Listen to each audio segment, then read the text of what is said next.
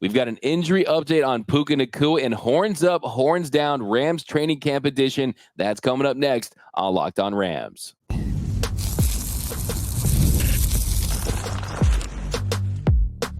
You are Locked On Rams, your daily Los Angeles Rams podcast. Part of the Locked On Podcast Network, your team every day.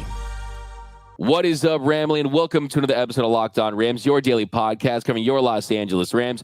Free and available wherever you get your podcast. Locked On Rams, part of Locked On Podcast Network, your team every day. We're also available over on YouTube, so if you haven't yet, do us a huge favor and subscribe to the Locked On Rams YouTube channel. Hit that subscribe button, hit that notification bell, hit that like button, and let us know who are your big winners and losers from Rams training camp. My name is Doug McCain. You can follow me on X and Instagram at DMAC_LA. I've been covering LA sports for over a decade. SI 24/7 Sports, Bleacher Report, the Rams 4 Locked On. And as always, I'm joined by the Rams pre-half and post-game show host for the Rams flagship radio station, ESPN 710 LA.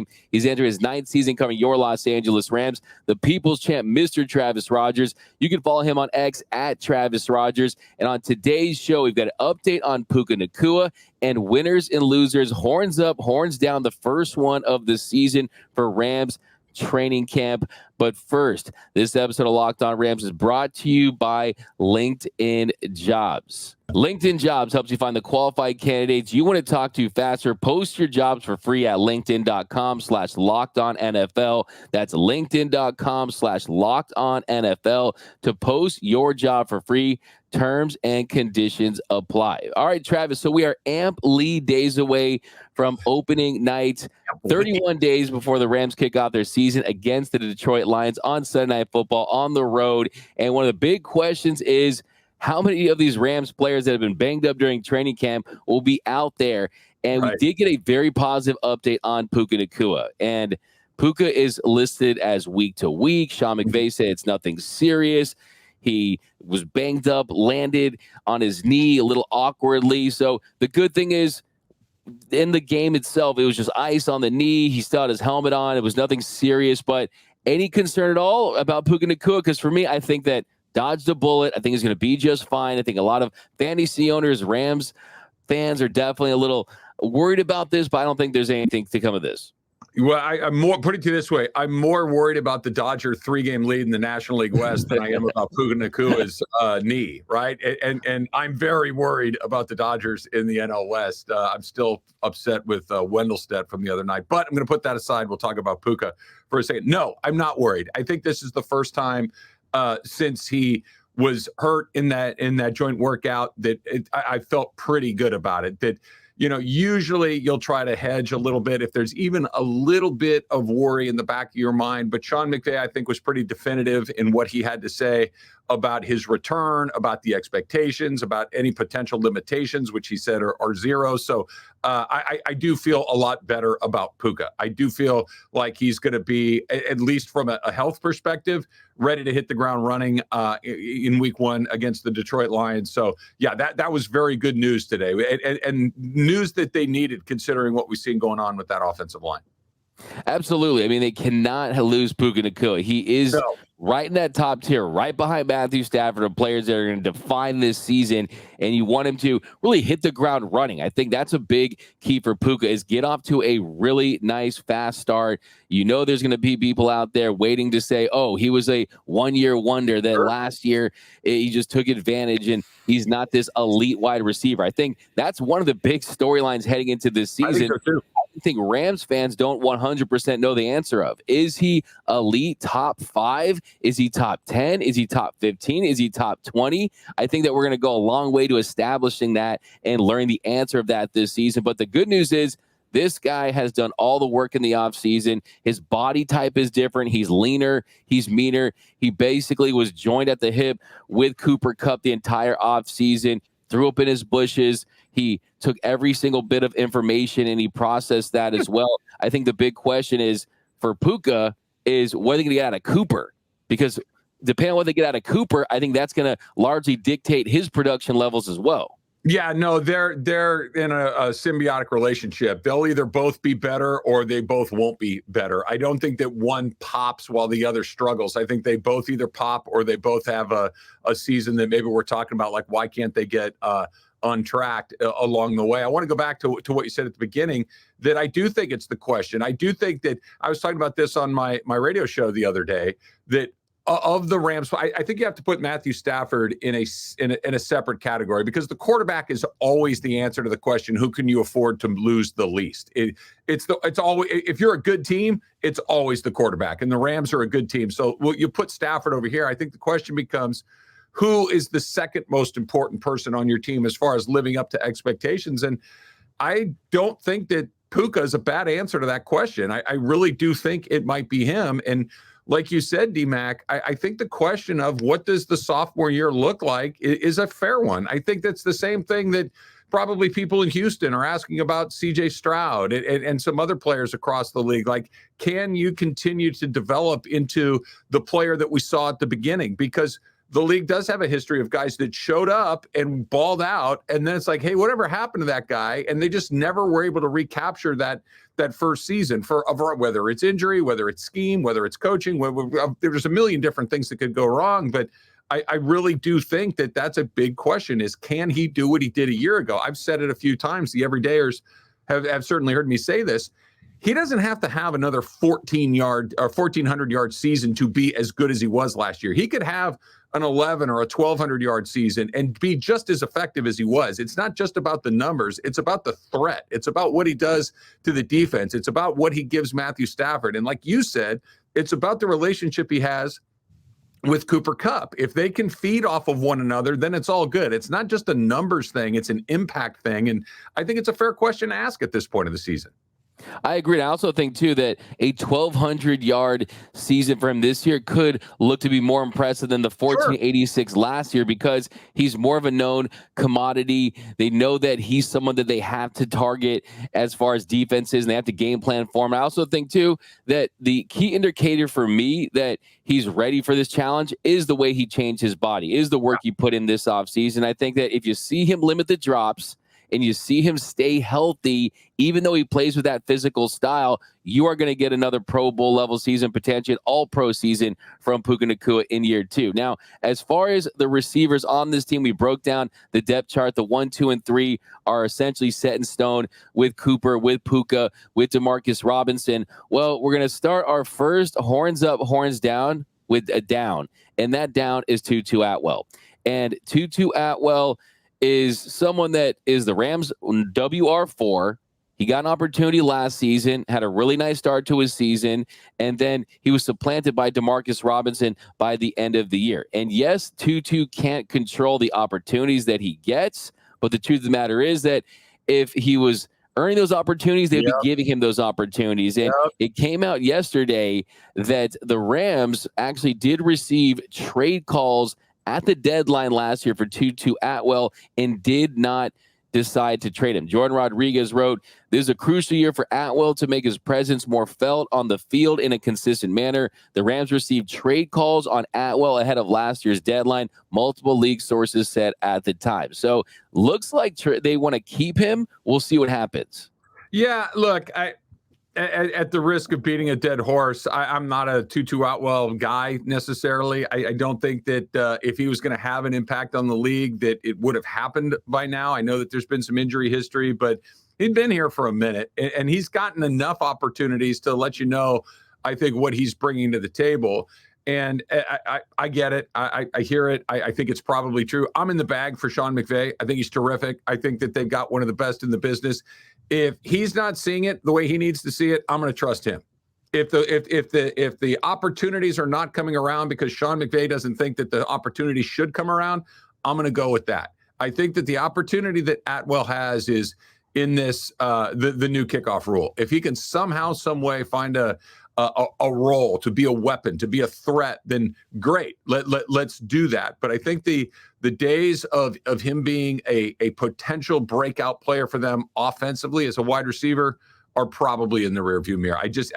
There's a play here and there, but you can't make 1 or 2 plays a season. I need you to make 1 or 2 plays a week, and that's kind of the ratio that we've been getting. Yeah, and that's really what it comes down to is we can have this conversation about, oh, was he a bust? Oh, should they have taken Creed Humphrey? Oh, should he be Yes. getting more opportunities? The end of the day, this is a performance-based business, and for whatever reason, he just hasn't given them the production that you need from a second-round pick, and that's just the truth of it with Tutu Atwell. So, I mean, you just look at last season.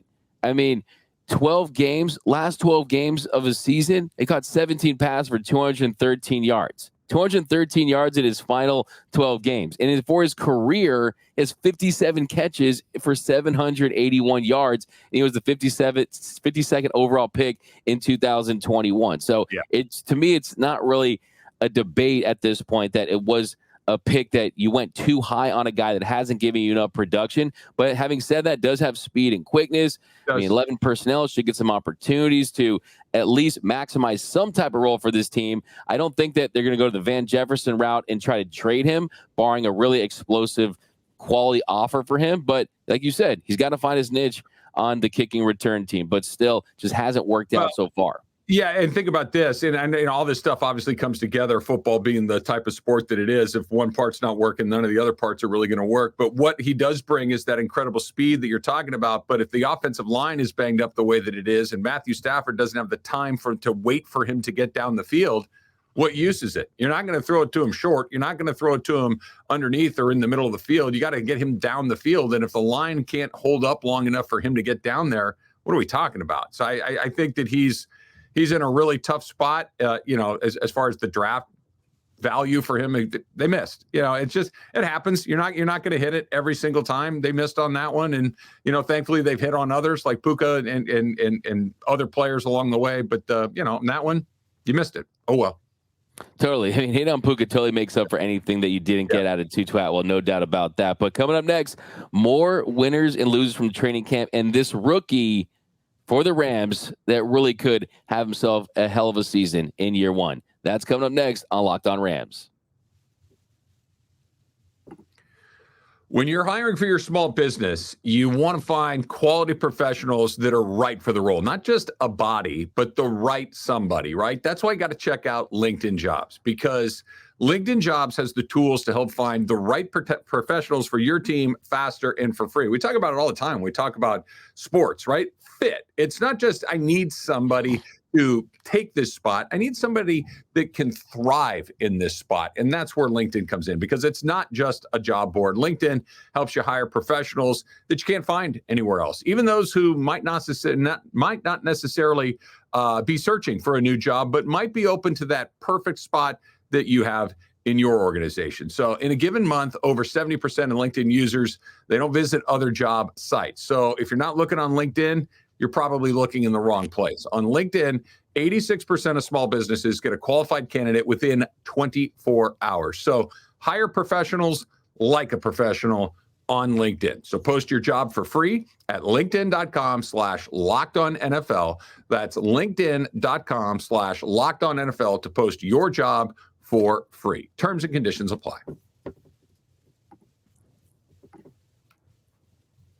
And we are off and running here on Locked On Rams. Thank you for making Locked On Rams your first listen every single weekday. Free and available wherever you get your podcasts. Locked On Rams, part of Locked On Podcast Network. Your team every day. Also, Travis, yesterday I was at the Dodger game, covering the game, and I ran to Nando, a fan of Locked On Rams. So shout out to Nando. Excellent. I mean, it's funny. We got these Dodgers fans. They're draped in Dodgers gear. All they want to do is talk about the Rams. So good times. Nice to meet you, Mr. Nando, yesterday. And for all you guys out there, we can't tell you how much we appreciate the everyday listeners out there watching, listening to every single episode. The season is getting so close. You want to lock in. Be sure to subscribe, listen to every episode, and you won't miss a thing about your Los Angeles Rams. All right. So a big positive to talk about, a big winner so far in training camp, Travis, is Braden Fiske.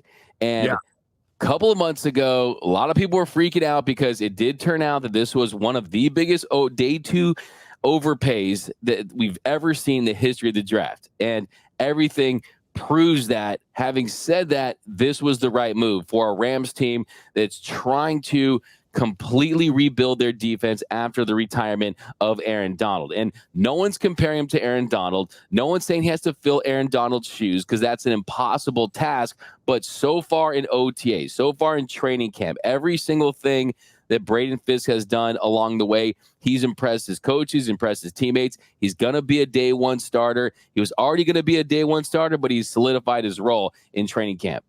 I don't want to contradict myself too much, but you know, I've said so often that when you evaluate a draft, I think you got to give it a few seasons, you know, 2 at least, if not 3 or more, before you can decide whether or not a pick was worth it or not worth it, or whether you should have taken someone else or you overpaid for this, that, or the next thing. And I truly believe that. This guy looks terrific. And it's with Braden Fiske, like you said, it just feels, you know, there's some guys that when they come in from the draft, it feels like, okay, you know, if everything goes right, he's going to be an NFL player at some point in his career, like a high leverage NFL player at some point in his career. There are not a lot of guys that just show up and look like they've been in the league already before they've played a single play. I'll use this as an example. Last year, when Steve Avila was here, you're like, is that guy been in the league 7 years? Like, there was nothing weird. It just felt like he'd grown up in the NFL. He felt like a long-term NFL guy. And then there's some other guys that had a little bit more of a steep learning curve, whether it was Kobe Turner or Byron Young, just a little bit more of, okay, those guys need to polish their craft, hone their technique, get a little experience. Fiske feels more like the first group, right? Just somebody that kind of knows how to do it. And there'll be rough patches, and there'll be some stuff where, you know, just his inexperience gets the better of him. But I'm with you, D-Mac. Horn's way up on Braden Fiske because he just has that thing that pops out at you when you watch him. He just looks, even by NFL standards, he looks different than a lot of other guys. He plays different than some other guys. I'm incredibly excited to watch him. And we know we both speak fluent Sean McVay. And literally throughout all of training camp, the very first player's name that came out of Sean McVay's mouth was Braden Fiske. And that says a lot. And the impact that he's had. And Jordan Rodriguez, she said that he had the very best training camp of anyone on the field for the defense. And that's no slight at Jared Verse, because Jared Verse also had a strong training camp. But the fact that you trade up for this guy and he's had success early on makes you feel really good about that. And I know there are people freaking out about the time. Like, oh, my goodness, this is the worst trade up since the Vikings and Herschel Walker and the big fleece job there and this and that. But look, it turns out that if he's your guy and you had the rare opportunity to complement your first round pick in Jared Verse with someone that you can tandem him with, a guy he had success with in college for a really good team, well, that's the best way to really accelerate the development of a defense. So, yeah, could it be more exciting? Braden Fiske is going to be that dude, no doubt about it. Now, another horns down, we really haven't talked about this guy in a long time, but it's Zach Evans. And Zach Evans, speaking of trade-ups, was a player that the Rams trade up for in the 2023 draft. He had the potential, former 5-star out of Ole Miss, and he's been buried in the depth chart. You go out there and you draft a Blake Corum, you bring back Ronnie Rivers, you bring on Boston Scott. He could be the odd man out. I think it's almost certain that he will be, you know, and this is what happens. You said it earlier in the pod, and it's something that is, you know, this is the truth. Once you get past kind of high school or maybe some college stuff along the way, it's either play well or don't play, right? The NFL, the rosters are small, man.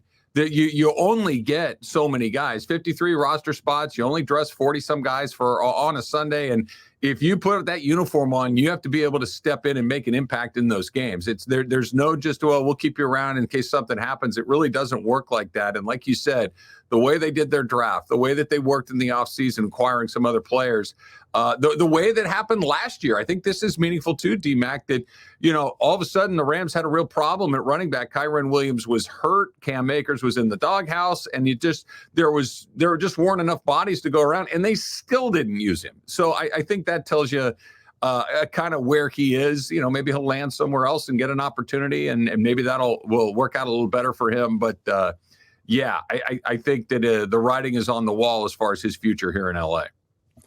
It's amazing to me. Yeah, exactly. You pointed out, Travis, the month that Kyren Williams was out, he had just a single carry, one carry in that stretch for 0 yards.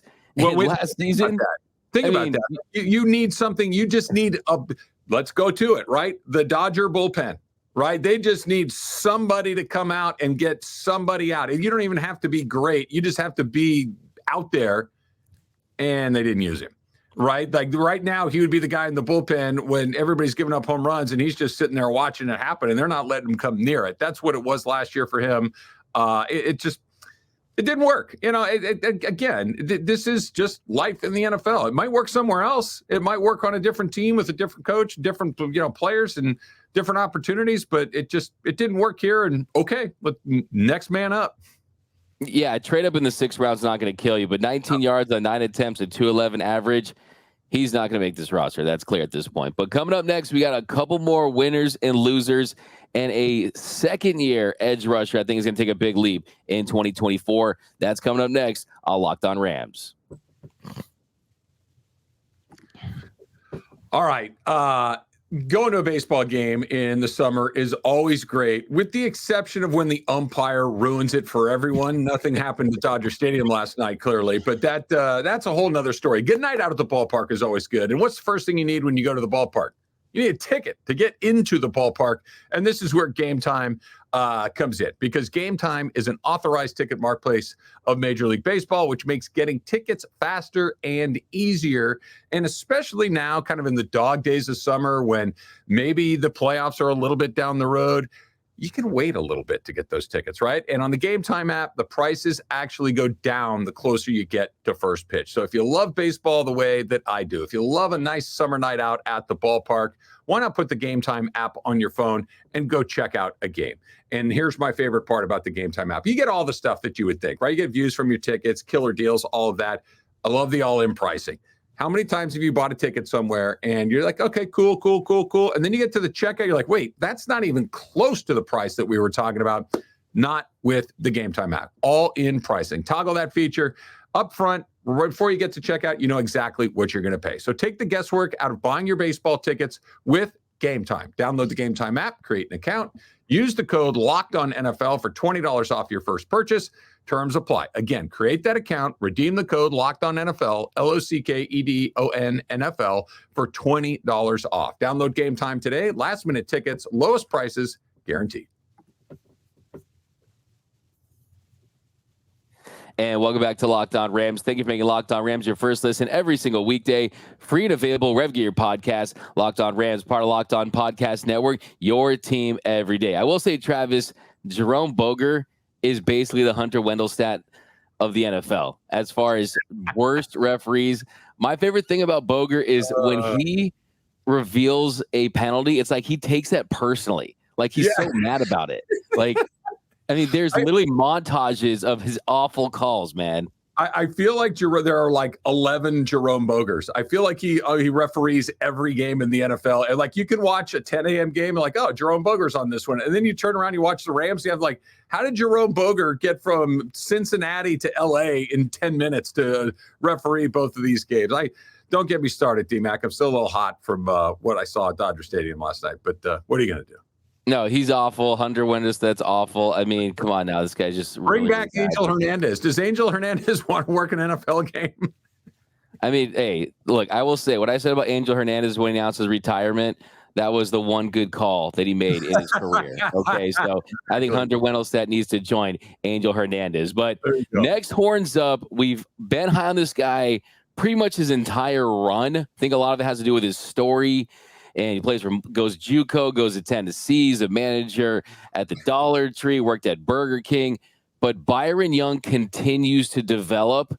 And in year 2, Sean McVay has said a lot of great things about him during training camp. He's going to be one of the Rams' 2 starting edge rushers. You're going to see him paired with Jared Verse. He's going to build on that 8-sack rookie season. Also, this is a dude, we already talked about it. Like, it's not a tattoo. He's like branded, horseshoe popping out, 3D stuff.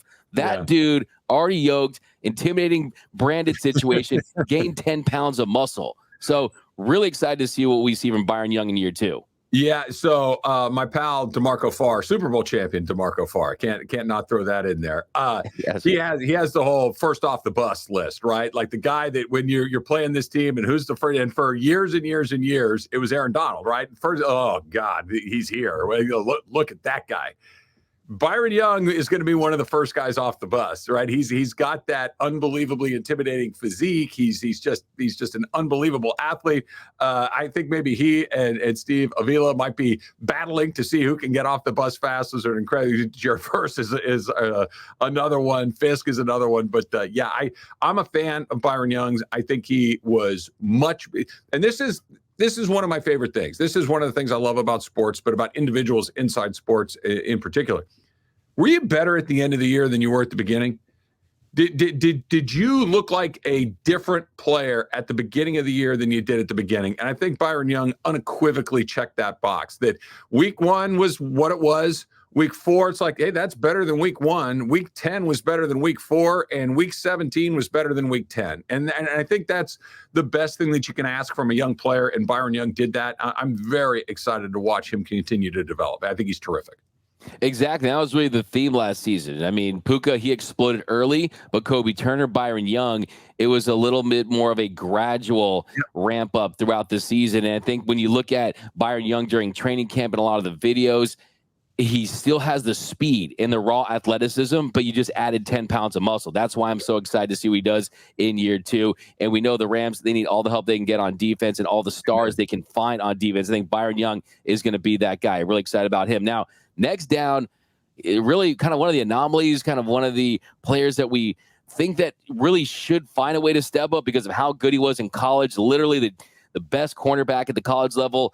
Darion Kendrick goes down with the injury. You had playing time up for grabs, and Tre Tomlinson just has not seized that opportunity so far. And you still have a preseason left to go. He's going to get some opportunities, but so far, Tre Tomlinson really just hasn't taken advantage of Darion Kendrick's absence. Yeah, and it's a position where the Rams for the last couple of years have been searching, where they're looking for players to kind of step up and fill some of those holes. They seize those opportunities, and so far that hasn't happened. I think you're right. I think both you and I were really interested in him and intrigued by his ability coming into this season last season.